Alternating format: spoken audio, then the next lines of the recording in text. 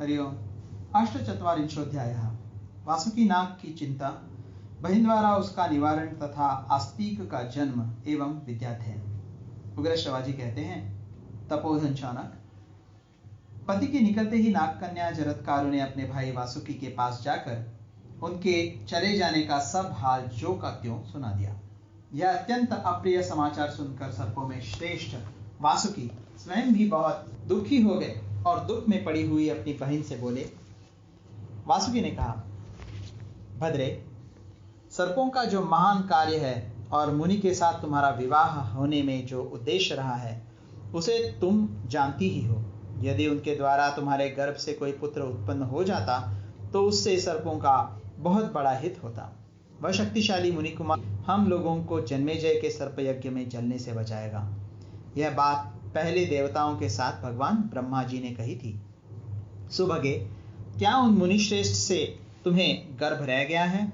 तुम्हारे साथ उन मनीषी महात्मा का विवाह कर्म निष्फल हो, यह मैं नहीं चाहता हूँ। मैं ही हूँ। ऐसे कार्य मतलब पुत्रोत्पत्ति के विषय में तुमसे कुछ पूछना मेरे लिए उचित नहीं है, परंतु कार्य के गौरव का विचार करके मैंने तुम्हें इस विषय में सब बातें बताने के लिए प्रेरित किया है। तुम्हारे महातपस्वी पति को जाने से रोकना किसी के लिए भी अत्यंत कठिन है।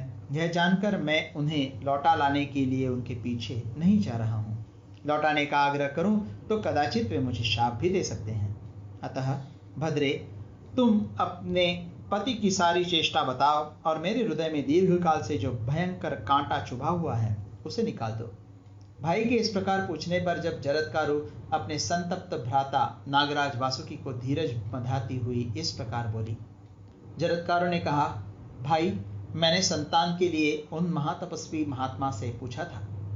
मेरे गर्भ के विषय में अस्ति मतलब तुम्हारे गर्भ में पुत्र है, इतना ही कहकर वे चले गए। राजन, उन्होंने पहले कभी विनोद में भी झूठी बात कही हो यह मुझे स्मरण नहीं है। फिर इस संकट के समय तो वे झूठ बोलेंगे ही क्यों? भैया, मेरे पति तपस्या के धनी हैं। उन्होंने जाते समय मुझसे यह कहा, नागकन्ये, तुम अपनी कार्य सिद्धि के संबंध में कोई चिंता न करना। तुम्हारे गर्भ से अग्नि और सूर्य के समान तेजस्वी पुत्र उत्पन्न होगा। इतना कहकर वे तपोवन में चले गए। अतः भैया, तुम्हारे मन में जो महान दुख है वह दूर हो जाना चाहिए। उग्र शिवाजी कहते हैं, शौनक, यह सुनकर नागराज वासुकी बड़ी प्रसन्नता के साथ बोले, एवमस्तु, ऐसा ही हो। इस प्रकार उन्होंने बहन की बात को विश्वास पूर्वक ग्रहण किया। सर्पों में श्रेष्ठ वासुकी अपनी सहोदरा बहन को सांत्वना, सम्मान तथा धन देकर एवं सुंदर रूप से उसका स्वागत सत्कार करके उसकी समाराधना करने लगे। द्विजश्रेष्ठ, जैसे शुक्ल पक्ष में आकाश में उदित होने वाला चंद्रमा प्रतिदिन बढ़ता है, उसी प्रकार जरत्कारु का वह महातेजस्वी और परम कांतिमान गर्भ बढ़ने लगा। ब्राह्मण, तदनंतर समय आने पर वासुकी की बहन ने एक दिव्य कुमार को जन्म दिया जो देवताओं के बालक सा तेजस्वी जान पड़ता था। वह पिता और माता दोनों पक्षों के भय को नष्ट करने वाला था। वह वहीं नागराज के भवन में बढ़ने लगा। बड़े होने पर उसने भृगुकुलोत्पन्न च्यवन मुनि से 6 अंगों सहित वेदों का अध्ययन किया। वह बचपन से ब्रह्मचर्य व्रत का पालन करने वाला बुद्धिमान तथा सत्वगुण संपन्न हुआ। लोक में आस्तिक नाम से उसकी ख्याति हुई।